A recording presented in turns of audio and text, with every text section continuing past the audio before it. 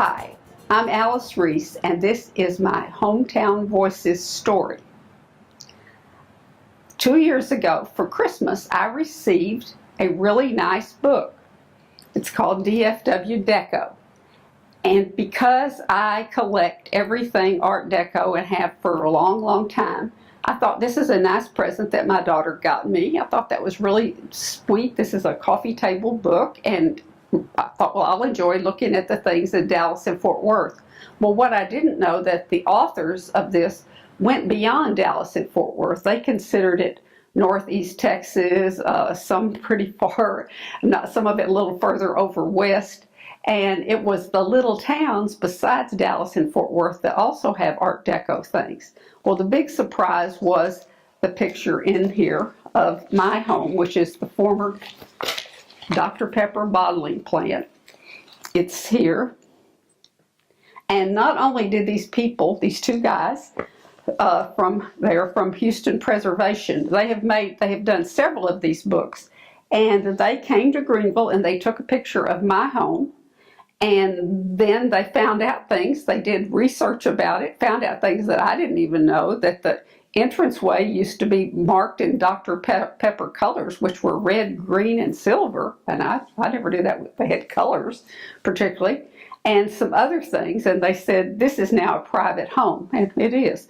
But when I finally talked to these guys, I found out that they said, well, we just took the picture. We didn't. I said, why didn't you come and knock on my door and introduce yourselves? And they said, oh, we don't do that. We just take the photos. But we did want you to know that we really did think your place was very attractive, and among Art Deco's one of our favorite. Well, anyway, as you look through this book, there are several more examples of Art Deco that are in downtown Greenville. And I knew about them, but I didn't know that these people did. And so they took pictures of those as well. And they include the Landon Winery, which is a former Crest building. The Landon Winery, which for many, many years was Crest's. Crest was interesting. They were, as we called, dime store of small department stores, which some people are too young to remember at all. But Greenville had more than one. They had this one and one that later was Perry's. When I first moved here, it was also downtown. But the Crest building had been abandoned for quite a long time when Bob Landon came and turned it into his winery. And he has won some awards for his historic preservation for saving this building, which is very, very big. And he has 3 wineries altogether. And this is the one where actually they are making the wine. And they also have a craft beer operation there now. And he's just a staple of downtown Greenville. But anyway, Crest, what they did is they hired their own architects and had a basic design that was called Art Deco, which I don't think I've explained that much so far. It's a type of architecture and a type of clothing design and all kinds of things, jewelry, things that were made starting at the end of World War I, going through through the 1940s, right after World War II. And sometimes things further on. There's things that are done in the 50s that are actually Art Deco. And the buildings that are best known are the Chrysler Building in New York and the Empire State Building, which were both built in the 1920s. And they're the ultimate in this type of architecture.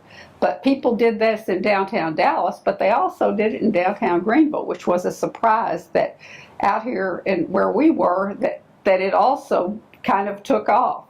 And so anyway, they had an architect who decided what all the Crest stores everywhere, and they had a particular way of designing them, and they brought builders over from Dallas who created the Landon's Winery, what became Landon's Winery later. And it's known, and they also had some extra things. They show some of the technical, some of the things that they're known for, and the smaller pieces there, the very straight lines, and the straight line And then also they have like curved glass in that building that's very interesting looking. That is, gratefully, somehow it's been preserved all this time, not broken, because I don't know how in the world you replace that. But anyway, so the Landon Winery is one. There's my home. And then this one is an example of what they call streamlined Art Deco. It was J.P. Pump McNatt's. He was a local man who had been a school teacher, and back in the 1930s he opened a car dealership. But he didn't build this building, which is still standing, until 1948. And it was right on the properties with his others. So there's some other brick buildings that are from his original plan. And in it, this was that design. He was right next to, we have a sign downtown about the Bankhead Highway, which is really what would be kind of Highway 80, that at that time it did go through Greenville, and there's a marker that shows that. And so this is supposed to resemble, there were all kinds of trains and pictures of even vehicles that had this long look, and it was supposed to look like a streamlined thing. And so that's a type of that, and everybody calls this the wedding cake on top of it. And it's one of the most unusual looks. And this thing is now being used, this building is now used by Muzzie's Antiques, and they have really old cars inside there that are as old as the place itself.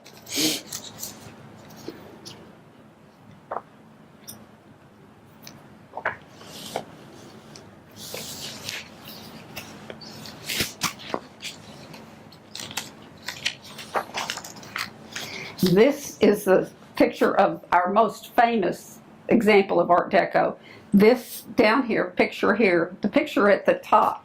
The picture at the top is a postcard representation of the Greenville Municipal Auditorium, which was built in 1939 by the WPA, Works Progress Administration. It was a way in the Depression, to give people work, and they contracted with artists, builders, architects, and they designed and built that building, which is still standing and has our beautiful municipal auditorium, which has just recently been restored to its glory. And they've even done some things inside the building that were never done, that they found on the original blueprints, and they've gone back and added within the auditorium itself a kind of a curved wall, the design on the walls that was originally planned but wasn't there.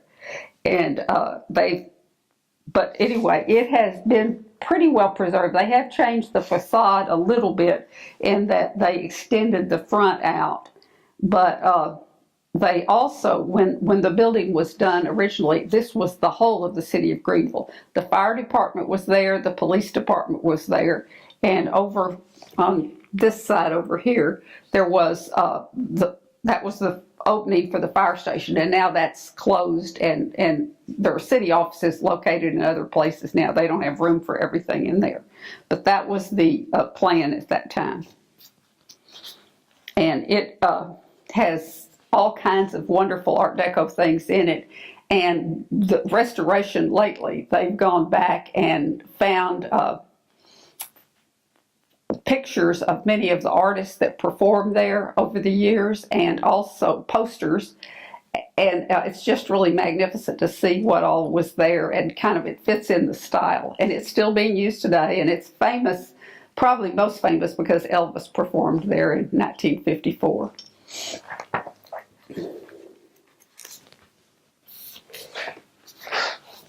And then after I got very interested in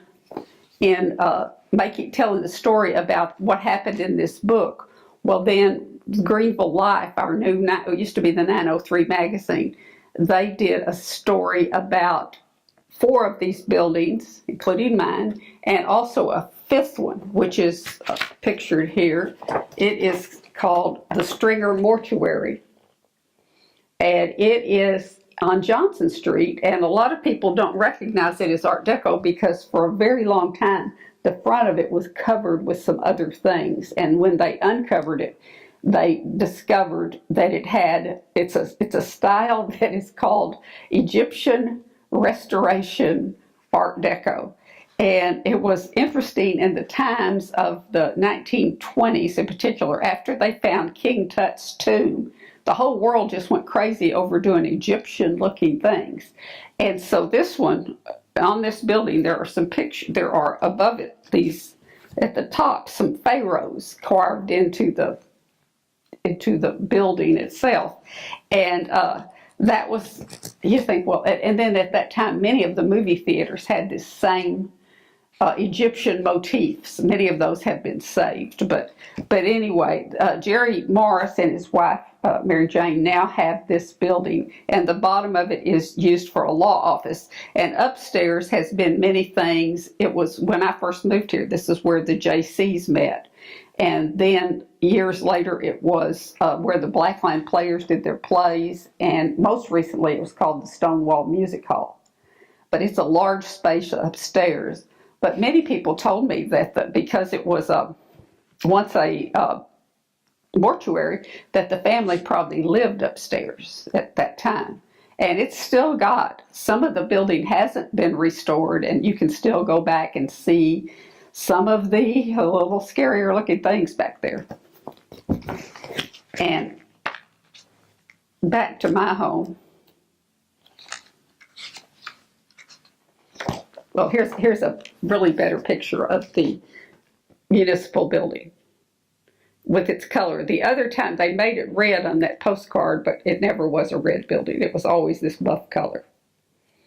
And Greenville's really lucky to be a town this size to have something that has lasted like this and it was this well built. And here is the picture of my home that we had in the magazine, and then some pictures of the interior. Mine was sitting idle. I noticed this place when I first lived in Greenville, and I had in the 1970s, I had a student that lived on the street right behind Katy Street, which is off of Washington, where this Dr. Pepper plant is sitting. And I was told that this was an abandoned building, and it sure looked like it in the 1970s, but really it wasn't. It was still being used for storage. The Dr. Pepper people had left in about 1970 because at that time, everybody started drinking out of cans, and you had to have a whole new operation. And in Sulphur Springs, they built a large one, and in that one, they bottled Coke and Dr. Pepper. Well, this was simply a bottling concern, and there was no way to retrofit and make it into a new kind of place. And so they sold it. The owners, Mrs. Jessie Williams and her husband, who ran the place and also ran another Dr. Pepper place in North Carolina, which seems pretty strange to start doing that in the 1930s also. But anyway, until then, it continued to be used as a storage place. And the day we had a tornado in 1985 that struck this building, it actually only hurt the add-ons to the building. The main building was okay. And but it did make quite a mess in the back, and where they'd added on, and there was another building called the Greenville Steel Warehouse, which is on the property behind it, but they owned that too. And that building just folded up, kind of like an envelope, just folded up and went down. And so my friend Clay Woods lives across the street, and he knew that I collected Art Deco things. And he thought, well, maybe I'd like to collect an Art Deco building. And I thought that was a pretty crazy idea for a long time, and finally decided I better do it because otherwise they were going to tear it down. And it was very hard to do that because it's quite a strong building. And so eventually we decided to buy it, to see if we could buy it, and it took a year to talk Mr. McGrady in the man who ran the Dr. Pepper operation in Sulphur Springs into selling it, because he said, what in the world would you do with that old warehouse? And so finally we got it, and it took another year with a contractor. Then we completely ran out of money, and we took quite a bit of time on our own finishing it up, and we had to take all the floors out after they'd been put in. They weren't right, and a lot of things. It's like everybody knows when you try to do this. But we saved it as an example of Art Deco in Greenville, and I still haven't figured out why they ever did that. It was their third Dr. Pepper building. The second one was downtown, and the first one was on up the Grove Street. But why they decided to have that plan was kind of strange, because it didn't have any windows, really, just a few windows. And this was built in 1937, and certainly there wasn't any air conditioning. So the places on the building in the front where it was supposed to be glass blocks, you couldn't have glass blocks. They had to put windows in so that air could come through. And the glass blocks were there at the house, at the place. They had never been used. But anyway, we eventually filled those in, and then people will say, oh, it's always been like that. I say, no, it was, windows were there. So anyway, it got saved by us, and we turned it into, everything inside is of that period of time. The pieces of wood, the furniture, the tables, things like that are all the real thing from the 1930s, 40s, and some 50s. And the couches and things like that are knockoffs of the period that look like that. So it's all an Art Deco house. And anyway, it's been on tour several times and was on HGTV once upon a time on this show called If Walls Could Talk. And so anyway, I am very proud of the fact that Greenville has this many pieces of Art Deco right here in town, and hope that people will go and check them out and look at start noticing. They probably know about the State Fair of Texas, which is all Art Deco, and there's many pictures of it in this book. But they're in places like Gladewater and Tyler and everywhere, all over East and North Texas. Most often they're the movie theaters. That's very often what that style was. But you can find them everywhere, and the style, it never goes out. And the architects in particular just love these, because it was an incredible one-time style, and now it's gone, and we have to preserve them if we can. This video has been brought to you by GEUS 34. GEUS is your community-owned provider for electric, internet, cable TV, and true local programming.